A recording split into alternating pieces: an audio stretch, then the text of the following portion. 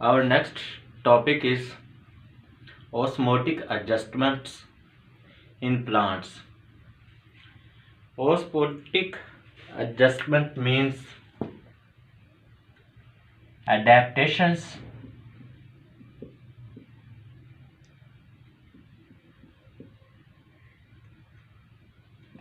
of plants through various osmotic pressures. Depending upon the osmolality or osmotic pressure, there are three types of plants: hydrophytes,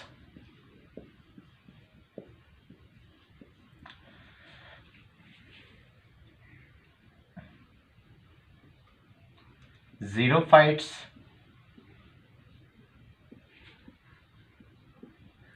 and halophytes.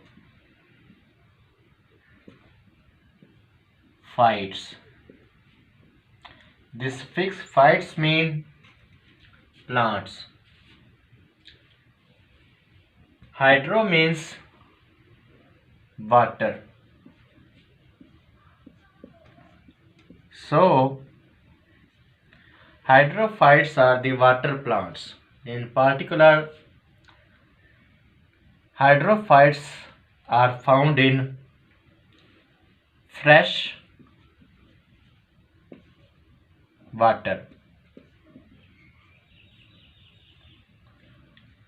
which does not contain salt. That water is called fresh water.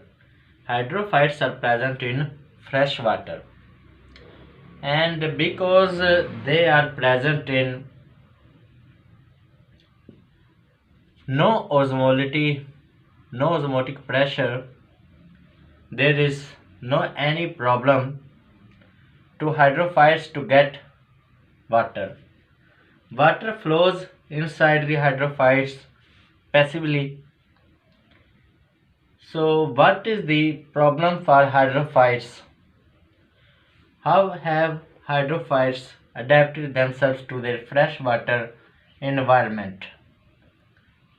Hydrophytes have the problem to get too much water. They are the time keep on taking in the water. So it is a problem for hydrophytes to get rid of as much water as is possible for them.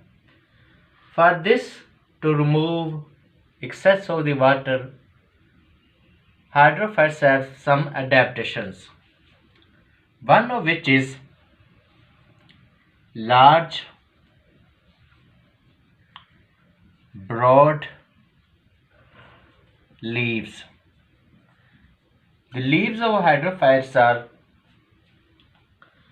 big, large, and broad for excessive transpiration.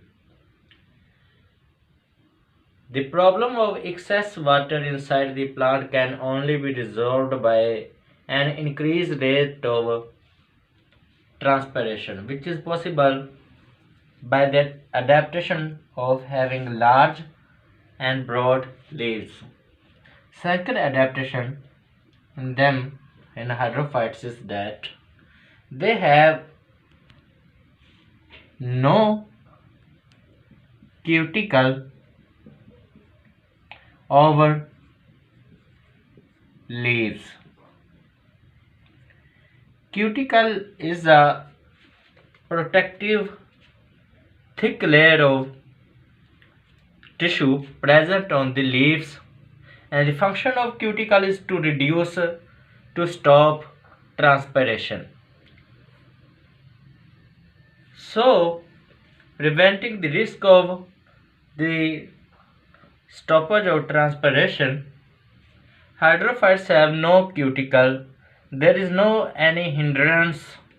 There is no any problem. There is no any stop in the process of transpiration in hydrophytes, which helps them to lose as much water as they can and maintain their homeostasis of water.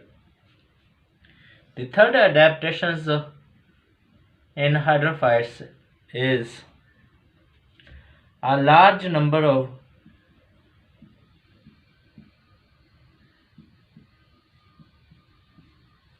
stomata.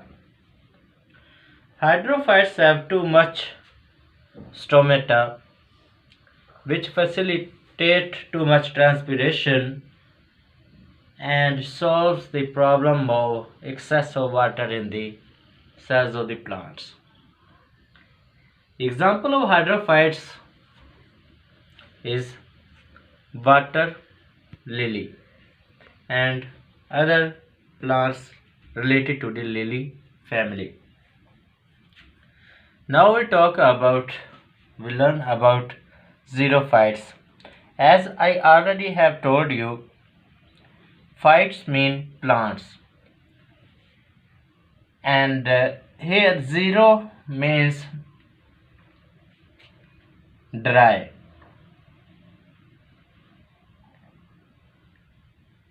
Land. So xerophytes are dry land plants. The plants which are present on the land in the terrestrial environments are called xerophytes because xerophytes are the plants which are present on dry environment. They face the shortage of water. They face the shortage of water.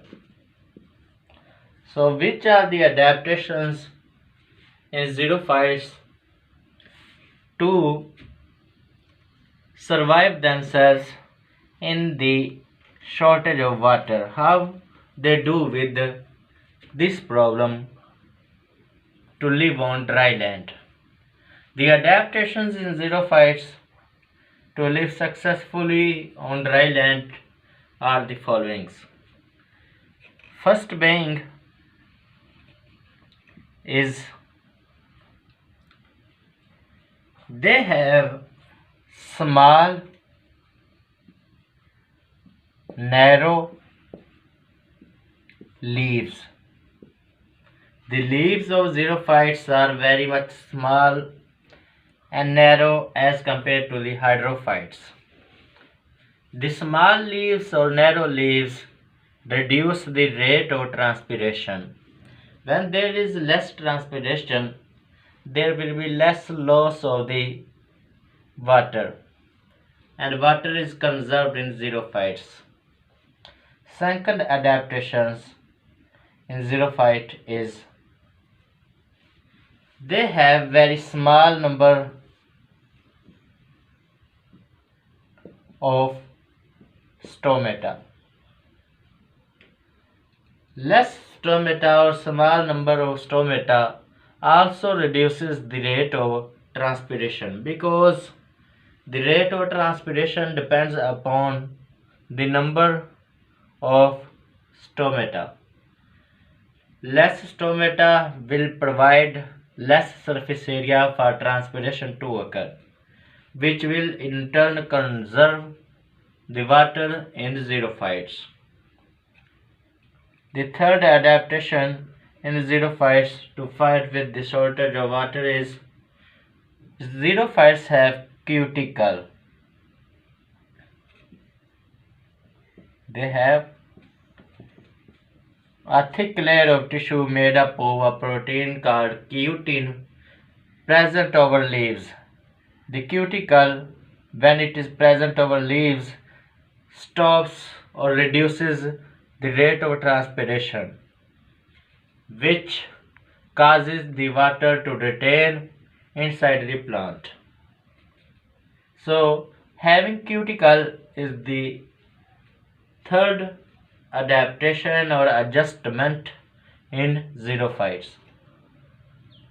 The fourth adjustment in xerophytes to live in shortage of water on dry land is that Xerophytes have deep, long roots.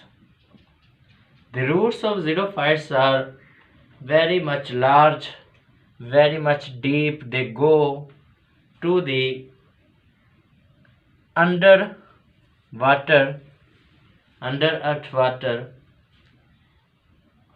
By reaching the water reserves in the earth, xerophytes are able to drink or take water whenever they need it.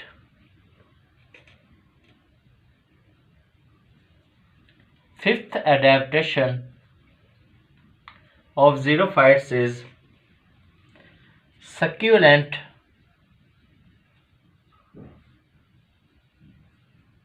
organs. Xerophytes consist of succulent organs. Succulent means juicy. Organs means part of the xerophytes. Succulent organs are defined as the organs of xerophytes which have water stored in them. When xerophytes are provided with the supply of water, they store this water in their particular organs, which are called succulent organs. These succulent organs may be root, stem, or leaves. Mostly stem and root serve the function of succulent organs. Water is stored in them when it is available, and when there is no water, the stored water in the succulent organs is used by xerophytes. And by having of succulent organs, xerophytes are also able to survive in the shortage of water in dry land environments. Many cacti are an example of xerophytes. Now we discuss halophytes. Halophytes are the plants which live in salty environment. Halo means salt. Phytes mean plants. Salty plants or the salt water plants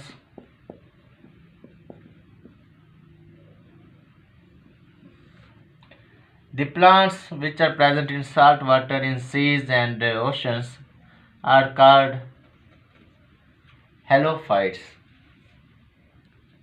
Halophytes face severe problem of differences in osmotic pressures, and they face too much difficulty to retain the water in them. Although all around the halophytes there is water and water, but not even a single drop is very easily available to halophytes. They have to do a lot to get and retain the water inside them. To understand how halophytes retain water, you have to know the terms isotonic, hypotonic, and hypertonic. The water which is present, imagine this is a halophyte, and this is sea salt water around halophyte. This salt water is hypertonic because it contains too much salt, and this plant is hypotonic because it contains less salt. And you know that water moves out of hypotonic environment into hypertonic tonic environment. So what do saltwater plants do? They get in the salt from the seawater and store this salt into their vacuoles. Vacuoles are specialized organelles in saltwater plants in halophytes, which when get salts stored in themselves become hypertonic. As soon as the vacuoles become hypertonic, the cells become hypertonic. The condition changes. Cells become hypertonic and relative water around that cell becomes hypo.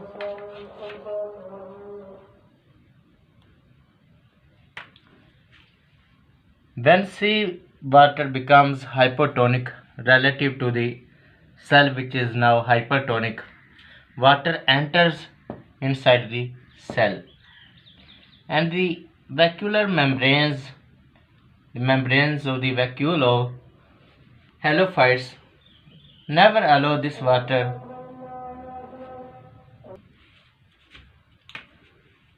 As soon as